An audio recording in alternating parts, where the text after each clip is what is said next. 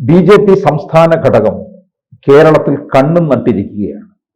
2026 വലിയ ഒരു മുന്നേറ്റം കുറിക്കണം എന്നുള്ളത്. പക്ഷേ സമീപ സമയത്ത് ഇതിനല്പം മങ്ങലേറ്റോ എന്ന് സംശയിക്കേണ്ടിയിരിക്കുന്നു. അതിനെയൊക്കെ അതിജീവിച്ച് കടന്നു വരുമോ? ഇപ്പൊ ഒന്ന് കുരിശ് വരച്ച് നിൽക്കുകയാണ്. ക്രോസ് റോഡ് എന്ന് പറയില്ലേ, അതുപോലത്തെ ഒരു അവസ്ഥയിലെത്തി. ക്രോസിനെ പിടിക്കാൻ പോയി ക്രോസ് റോഡിൽ വന്ന് നിൽക്കുകയാണ്. അപ്പോൾ അത് അല്പം മങ്ങൽ വന്നിട്ടുണ്ട്. BJPയുടെ ആ ഒരു മുന്നേറ്റം ശരിയായ രീതിയിൽ പോകുമോ എന്ന് സംശയം പ്രകടിപ്പിക്കുന്ന പലരും സംഘടനയ്ക്കകത്ത് തന്നെ വന്നു കഴിഞ്ഞു എന്നുള്ളതാണ് സത്യം. അതിനോടൊപ്പം രാജീവ് ചന്ദ്രശേഖരന്റെ മുന്നേറ്റത്തിന് തടയിടാൻ ശ്രമിക്കുന്ന ചിലരും കൂടെ രംഗപ്രവേശനം ചെയ്തിട്ടുണ്ട്. പിന്നെ പഴയ നേതാക്കളായ V മുരളീധരൻ, സുരേന്ദ്രൻ അവരൊക്കെ നേരിട്ട് എതിർത്ത് പറയുന്നില്ലെങ്കിലും ഇപ്പം നടന്ന കാര്യങ്ങൾ ശരിയായില്ല, കന്യാസ്ത്രീകൾക്ക് വേണ്ടി ന്യായം പറയാൻ പോയതും ഒന്നും ശരിയായില്ല, അത് ഛത്തീസ്ഗഡ് ഗവൺമെന്റിന് വിട്ടുകൊടുക്കേണ്ടതായിരുന്നു, നമ്മളതിനകത്ത് കയറി തലവെക്കരുതായിരുന്നു, നമുക്ക് നോക്കാം, നമുക്ക് കഴിയുന്നത് ചെയ്യാമെന്ന് പറഞ്ഞ് നിൽക്കാതെ അതിൽ ഉടൻ തന്നെ പോയി ജാമ്യം നടത്തി ഇറക്കിക്കൊണ്ടുവരും എന്ന് പറഞ്ഞ് നിൽക്കുക. അവിടെ കോൺഗ്രസ്സുകാരും CPMകാരും തള്ളാൻ നിൽക്കുന്നിടത്ത് പോയി തള്ളാൻ നിന്നു എന്നൊക്കെയുള്ള ആരോപണങ്ങൾ പലരും പറയുന്നുണ്ട്. അത് ഇതെല്ലാം സൂചിപ്പിക്കുന്നത് സംഘടനയിൽ ഒരു ചെറിയ മങ്ങൽ വന്നു, അല്ലെങ്കിൽ ആ മുഖ്യധാര ഗതിക്ക് ഒരു തടസ്സം വന്നു എന്നുള്ളതാണ്. രാജീവ് ചന്ദ്രശേഖരനെ സംബന്ധിച്ചിടത്തോളം അദ്ദേഹം ആദ്യമായിട്ട് ശ്രമിച്ചത് ഒരു ക്ലീനപ്പിനാണ്. അതായത് ടോപ്പ് ലെവലിൽ ടോപ്പ് ഗിയറിൽ പോകാൻ പറ്റുന്ന കുറച്ച് പേരെ കണ്ടെത്തുക, അവരെ കഴിയപ്പെട്ടവരും അല്ലെങ്കിൽ നല്ല കഴിവുള്ളവരുമായ കുറേ പേരൊക്കെ ഉണ്ടെങ്കിൽ അവരെ എല്ലാം കൂടെ ചേർത്ത് പിടിച്ചുകൊണ്ട് ഒരു മുന്നോട്ടുള്ള ഗതിക്ക് തുടക്കം കുറിക്കുക എന്നുള്ള രീതിയിലായിരുന്നു അദ്ദേഹം ആദ്യം ഔദ്യോഗിക ഭാരവാഹിത്വം സ്റ്റേറ്റ് ലെവലുള്ളതെല്ലാം പങ്കുവയ്ക്കുകയും ഒക്കെ ചെയ്തത്.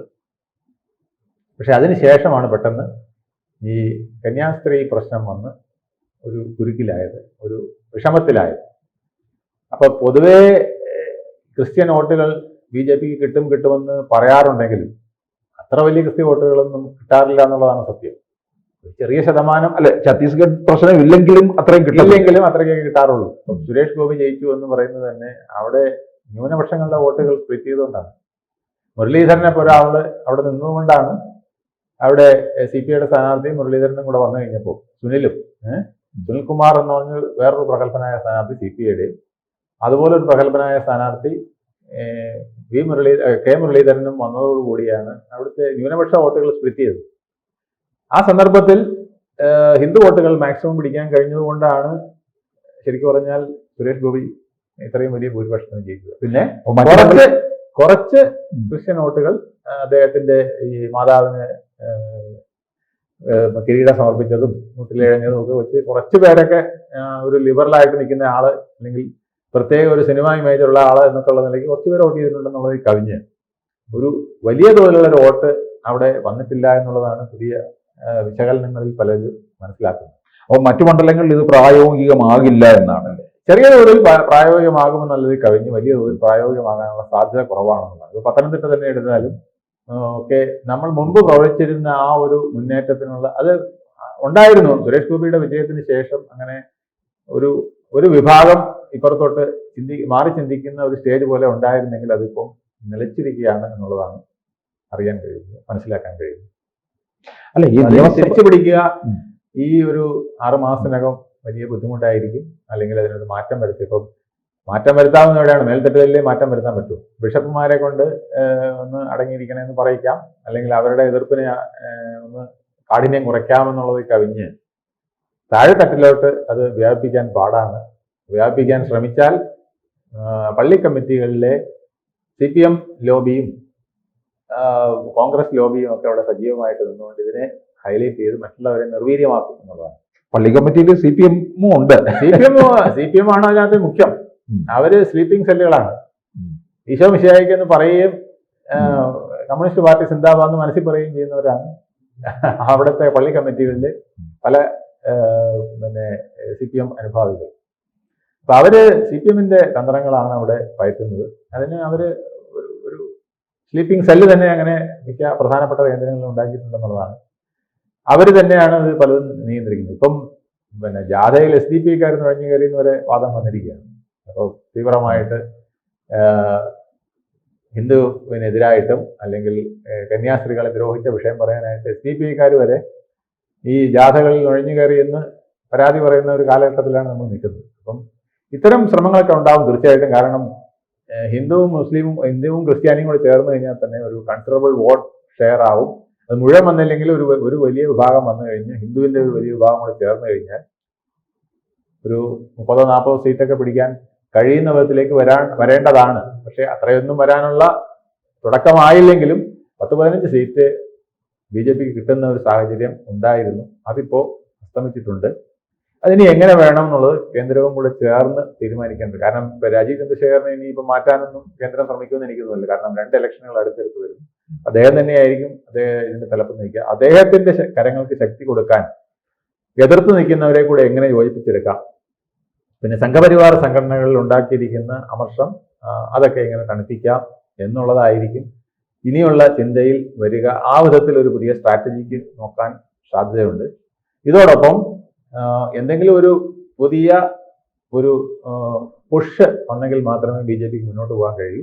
ആ പുഷ് ഞാൻ കേട്ടറിയുന്നത് കോൺഗ്രസിൽ നിന്ന് കുറച്ച് പേര് ഇപ്പോഴും BJPയിലേക്ക് വരാൻ തയ്യാറുള്ളവരുണ്ട് എന്നുള്ളതാണ്. CPMലും അതുപോലെ ചെറിയ അണികളിലും ചെറിയ താഴ്ത്തട്ടിലുമൊക്കെ ഉള്ള ചിലരും രംഗപ്രവേശനം ചെയ്തേക്കാം. അങ്ങനെ ഒരു മാറ്റത്തിന്, അതായത് ഇപ്പോൾ വന്നിരിക്കുന്ന കാറ്റ് ക്രിസ്ത്യാനിയെ കൂടുതൽ അടുപ്പിച്ചില്ലെങ്കിലും ചില ഹിന്ദുക്കളെ കൂടുതൽ അടുപ്പിച്ച് ചേർത്ത് നിർത്താൻ സഹായിക്കുമെന്നുള്ളതാണ്. കാരണം ക്രിസ്ത്യാനിക്ക് ഒരു പ്രശ്നം വന്നപ്പം അവിടെ CPMും ഇല്ല, കോൺഗ്രസും ഇല്ല, BJPയും ഇല്ല എന്നുള്ള രീതിയിൽ അവർ ഒന്നായി വന്നു. ഹിന്ദുവിന് അങ്ങനെ വരുന്നില്ല എന്നുള്ള പ്രചരണത്തിന് ഹിന്ദു സംഘടനകൾ മുന്നോട്ടിറങ്ങിയിട്ടുണ്ട്. അതിൻ്റെ ഗുണം ഒരുപക്ഷെ കോൺഗ്രസിലെയും CPMിലെയും താഴെത്തട്ടിലുള്ള അണികളിൽ വരെ ഉണ്ടാകും എന്നുള്ളതാണ്. അതുകൊണ്ടാണ് CPM പെട്ടെന്ന് കയറി ഇതിനകത്ത് കൂടുതൽ വിവരങ്ങൾ പറയാതിരിക്കുന്നത്. CPMിനകത്ത് അവർ അണ്ടർഗ്രൗണ്ടിൽ ചില കാര്യങ്ങൾ പള്ളി കമ്മിറ്റികളിലൊക്കെ പറഞ്ഞ് നടത്തുന്നതല്ലാതെ മേൽത്തട്ടിൽ അവർ ഇത് വലിയൊരു വിഷയമായിട്ട് തരുന്നില്ല. CPMന് അറിയാം ഇത് പറഞ്ഞാൽ ചിലപ്പോൾ ശബരിമല പോലെ ആവും. ശബരിമലയിൽ സംഭവിച്ചത് ഹിന്ദു വോട്ടുകൾ പലതും CPMന് നഷ്ടപ്പെടുകയാണ് ചെയ്തത്, അല്ലേ? അതുപോലെ കന്യാസ്ത്രീ പ്രശ്നം കൂടുതൽ എടുത്ത് അലക്കിയാൽ ക്രിസ്ത്യാനിയുടെ വോട്ട് കൂടുതൽ ഇങ്ങോട്ട് വരികയില്ല, അത് കോൺഗ്രസിലേക്കായിരിക്കും പോവുക. അപ്പൊ CPMന് ക്രിസ്ത്യാനിയുടെ വോട്ട് കൂടുതൽ കിട്ടുകയില്ല. ചിലപ്പോൾ കയ്യിലിരിക്കുന്ന കുറെ ഹിന്ദു വോട്ടുകൾ ഇവരും പിന്നെ ക്രിസ്ത്യാനികൾക്കൊപ്പമാണ് എന്ന് പറഞ്ഞ് മാറാൻ ചാൻസ് ഉണ്ട് എന്നുള്ളതാണ് അവരെ അലട്ടുന്ന ഭയം. ഇതെല്ലാം 2 ക്രിസ്ത്യൻ വോട്ട് പോയാൽ വേറെ 2 സ്ഥലത്ത് നിന്ന് 2-3 ഹിന്ദു വോട്ടുകൾ കൂടി ചേർന്നാൽ ആ സമവാക്യം ക്ലിയർ ആക്കാൻ കഴിയും എന്നുള്ള ഒരു സ്ട്രാറ്റജിയും കൂടെ ഇപ്പോൾ മനസ്സിലുണ്ട്. അത് BJPയുടെ മുകളിലത്തെ തട്ടിലെ ചെറിയ അസ്വാരസ്യങ്ങൾ ഉള്ളതിനെ ആദ്യം കവർ ചെയ്തിട്ട് പിന്നീട് ഒരു ഗെയിം പ്ലാനിലേക്ക് അത് കൊണ്ടുപോകും എന്നാണ് കേൾക്കുന്നത്. പക്ഷെ 2026 വലിയ പ്രതീക്ഷയാണ്. അതിന് മങ്ങലേറ്റ് കഴിഞ്ഞാൽ ഒരുപക്ഷെ BJPയുടെ ഭാവി തന്നെ കേരളത്തിൽ അടയുന്ന ഒരു സ്ഥിതിയിലേക്ക് അങ്ങ് മാറുമെന്നുള്ളതാണ്. അല്ല, കേരളം ഒരു കാശ്മീരാണ്. അതൊരു BJPക്കാർ എപ്പോഴും പറയാറുണ്ട്. നോർത്ത് ഇന്ത്യയിലെ BJPക്കാർ പറയുന്നത് കാശ്മീർ എങ്ങനെയാണോ അതുപോലെയാണ് ഞങ്ങൾ കേരളത്തിനെ കാണുന്നത്. അത് കഴിഞ്ഞാൽ ഞങ്ങൾ അപകടകരമായിട്ട് കാണുന്നത് വെസ്റ്റ് ബംഗാളാണ്. ഞങ്ങൾക്ക് തമിഴ്നാട് പോലും അപകടകരമല്ല, ഞങ്ങൾ അപകടകരമായിട്ട് കാണുന്ന 3 സ്റ്റേറ്റുകളാണെന്നാണ് BJPക്കാർ പറയുന്നത്. ഒന്ന് കാശ്മീർ, ഒന്ന് കേരളം, ഒന്ന് ബംഗാൾ. കാരണം ഇവിടെ 3ഇടത്തും ശിഥിലീകരണ ശക്തികൾ ഉണ്ട് എന്നുള്ളതാണ് അവരുടെ കണക്കുകൾ. അതുപോലെ തന്നെ ഹിന്ദു എന്ന് പറയുന്നത് പൂർണ്ണമായിട്ടും ഒത്തുചേർന്നാലും ഭൂരിപക്ഷം കിട്ടാത്ത ഒരു സാഹചര്യം പലയിടത്തും. വെസ്റ്റ് ബംഗാളിൽ അങ്ങനെയില്ല. വെസ്റ്റ് ബംഗാളിലെ ഹിന്ദു എന്ന് പറയുന്നതും വിഘടിച്ചു പോയി. കുറെ പേര് CPMന്റെ കൂടെ നിൽക്കുന്നു, കുറെ പേര് കോൺഗ്രസിന്റെ കൂടെ നിൽക്കുന്നു, കുറെ പേര് BJPയിലേക്ക് വന്നിരിക്കുന്നു. അതുകൊണ്ടാണ് അവിടെയും ഹിന്ദു മെജോറിറ്റി ഉണ്ടായിട്ട് പോലും BJPക്ക് ഒരു മേൽക്കൈ ഉദ്ദേശിച്ച മേൽക്കൈ വന്നിട്ടുണ്ട്. കേരളത്തിനെ അപേക്ഷിച്ച് വലിയ മേൽക്കൈയാണ് ഉണ്ടായിരിക്കുന്നത്. പക്ഷേ എന്നാലും ഉദ്ദേശിച്ച മേൽക്കൈ ഉണ്ടായിട്ടില്ല. കേരളത്തിൽ ഏതാണ്ട് 1:1:1 എന്നുള്ള റേഷ്യയിലാണ് നമ്മുടെ ആൾക്കാർ നിൽക്കുന്നത്. ഞാൻ ഡെമോഗ്രാഫി വെച്ചിട്ടല്ല പറയുന്നത്. നമ്മൾ കണക്ക് നോക്കിക്കഴിഞ്ഞാൽ 50% ഹിന്ദുക്കളുണ്ട്, ഒരു 20% അടുപ്പിച്ച് ക്രിസ്ത്യാനികൾ, 30% അടുപ്പിച്ച് 30 ഒരു 27-28% വരെ ഇപ്പോൾ പുതിയ സെൻസ് വന്നാലേ അറിയാൻ പറ്റുള്ളെങ്കിലും അത്രയും മുസ്ലിങ്ങൾ ഉണ്ടെന്നാണ് വിശ്വാസം. പക്ഷെ ഇതിൽ പൊതുവെ 1:1:1 എന്നുള്ള റേഷ്യയിലേ വരും. കാരണം 50% ഹിന്ദുക്കളുണ്ടെങ്കിൽ ഇതിൽ നല്ലൊരു വിഭാഗം ഹിന്ദു അല്ല, അവർ CPM ആണ്. ഈശ്വരനിൽ വിശ്വാസം ഇല്ലാത്തവരോ അല്ലെങ്കിൽ ഈശ്വരന് വിശ്വാസം ഉണ്ടെങ്കിലും ഹിന്ദുവായിട്ട് നിൽക്കാൻ താല്പര്യമില്ലാത്തവരാണ് അവരിലൊരു ഭാഗം. അപ്പോൾ ഹിന്ദു വോട്ടിൽ തന്നെ പൂർണ്ണമായിട്ടും ഇപ്പോൾ BJP ക്ക് കയ്യിൽ കിട്ടുന്നില്ല. അതിലൊരു വിഭാഗം, നല്ലൊരു വിഭാഗം CPM കൊണ്ടുപോകുന്നുണ്ട്, കുറച്ച് കോൺഗ്രസും കൊണ്ടുപോകുന്നുണ്ട്. അത് കഴിഞ്ഞ് ബാക്കിയുള്ള ഹിന്ദുവിനെ കിട്ടുന്നുള്ളൂ. ഇത് വെച്ച് നോക്കുമ്പോൾ കറക്റ്റ് 1:1:1 റേഷ്യോയിൽ ഇപ്പോൾ 20% വോട്ട് BJP പിടിച്ചാൽ പോലും, അല്ലെങ്കിൽ 20 എന്നുള്ളത് 25% ആക്കിയാൽ പോലും 1:1:1 എന്നുള്ള റേഷ്യോയിൽ നിൽക്കാനേ ഇപ്പോഴത്തെ സാഹചര്യത്തിൽ BJP കഴിയുള്ളൂ. അതുകൊണ്ട് BJP പല പരീക്ഷണങ്ങൾ, RSS അതുപോലെ പല പരീക്ഷണങ്ങൾ നടത്തിക്കൊണ്ടിരിക്കുകയാണ്. ഈ വോട്ട് ഷെയർ എങ്ങനെ വർദ്ധിപ്പിക്കാം, ഹിന്ദുവിന്റെ വോട്ടുകൾ പരമാവധി തങ്ങളിലേക്ക് എത്ര കൂട്ടാം. അതിനിടയ്ക്ക് ക്രിസ്ത്യൻ, ഇപ്പം മുസ്ലിം വോട്ടുകൾ അവർക്ക് അടുത്ത ലക്ഷ്യമേ ഉള്ളൂ. ആദ്യം ക്രിസ്ത്യൻ വോട്ടുകളിൽ കുറെ കൂടെ നമുക്ക് കിട്ടുമോ എന്ന് നോക്കുകയാണ്. അപ്പോൾ ആ ശ്രമം ആദ്യം ഒന്ന് ചീറ്റിപ്പോയി. ഇനി അവർ പുതിയ മാർഗങ്ങളുമായിട്ട് വരും. അതിനനുസരിച്ച് എതിർചേരിയിൽ കോൺഗ്രസും CPM-ഉം അപ്പുറത്തും പിന്നെ ക്രിസ്ത്യൻ വോട്ടുകൾ എത്രയും അകറ്റി നിർത്താനായിട്ട് ഉള്ള പ്രക്ഷോഭങ്ങളും സംസാരങ്ങളും വെറുപ്പുകളും ഒക്കെ ഉണ്ടായിക്കൊണ്ടിരിക്കും. ഇപ്പം ക്രിസ്ത്യൻ കമ്മ്യൂണിറ്റിയിൽ ഒരു വെറുപ്പ് ഉണ്ടായിട്ടുണ്ട്, അത് ഇല്ലാന്ന് നമുക്ക് പറയാൻ പറ്റില്ല. ആ വെറുപ്പ് എന്ന് പറയുന്നത് ക്രിയേറ്റ് ചെയ്തതാണെന്നുള്ളതാണ് BJP-യുടെയും പിന്നെ സംഘപരിവാർ സംഘടനകളുടെയും ഒക്കെ കണക്കൂട്ടൽ. കാരണം ഇത് ബോധപൂർവം പെരുപ്പിച്ച് കാണിച്ചതാണ്. ഇത് ലോകത്തെങ്ങും നടക്കാത്തൊരു സംഭവമല്ല. കന്യാസ്ത്രീകളെ സംശയത്തിന്റെ പുറത്തിലാണെങ്കിൽ പോലും അറസ്റ്റ് ചെയ്യപ്പെട്ടു. അതിന്റെ ബാക്ക്ഗ്രൗണ്ട് എന്താണെന്ന് കഴിഞ്ഞ് വരുമ്പോൾ കോൺഗ്രസ്സുകാരുൾപ്പെടെ, ഛത്തീസ്ഗഡിലെ കോൺഗ്രസ്സുകാരുൾപ്പെടെ അതിനെ ന്യായീകരിക്കുന്ന അവസ്ഥയിലേക്ക് വന്നപ്പോൾ നമ്മുടെ ഇവിടുത്തെ കേരള BJP ചാടിച്ചെന്ന് അതിന് വിരുദ്ധമായ ഒരു ആശയം പ്രചരിപ്പിച്ചു കേരളത്തിൽ. അത് കേരളത്തിലെ ക്രിസ്ത്യാനികൾക്കും കൂടുതൽ ഊർജം നൽകി BJP-യെ എതിർക്കാൻ എന്നുള്ളതാണ് ഇപ്പോഴത്തെ കണക്കുകൂട്ടൽ. ഇതെല്ലാം മാറ്റിമറിക്കുന്ന ഒരു പുതിയ ലൈൻ 1-2 മാസത്തിനകം രൂപീകരിച്ച് കഴിഞ്ഞാൽ മാത്രമേ തദ്ദേശഭരണ സ്ഥാപനങ്ങളുടെ തെരഞ്ഞെടുപ്പായാലും 26-ലെ മെയിൻ അസംബ്ലി തെരഞ്ഞെടുപ്പിലേക്ക് മുന്നോട്ട് പോകാൻ കഴിയുള്ളൂ. ആ ഒരു കണക്കുകൂട്ടലാണ് ഇപ്പോൾ BJP-ക്കകത്ത് ഉള്ളത്.